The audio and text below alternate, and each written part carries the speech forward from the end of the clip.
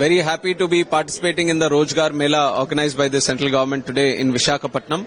Almost 250 people have taken appointment letter in different central government departments. And this is a great initiative by our Honorable Prime Minister Narendra Modi ji, who wants to inspire the youth to connect to the Viksit Bharat 2047 goal.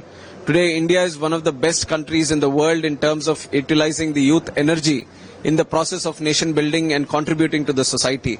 And India has such a great potential in the youth also. So aligning the youth to the common goal of nation building, to serving the nation with a passion and contribution, and also combining the resources so that we achieve the progress that we always plan to achieve. So I'm seeing the energy from the youngsters also. They're very excited to step into these new jobs. And especially it has been their dream. And most of the people in the center from Visakhapatnam come from very rural backgrounds, very lower middle class backgrounds, where there is a lot of struggle for them to achieve this kind of position in central government. But they are very excited, they are very aspirational.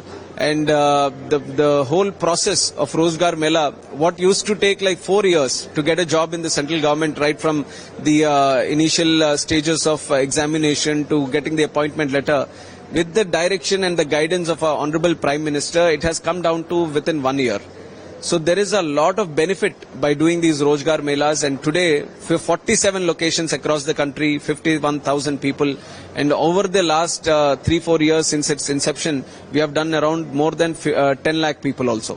So it is a great initiative, and it is good for us also as ministers to participate in this, to know what the youngsters are thinking, to understand how the youngsters want to progress and connect them to the entire energy of the India.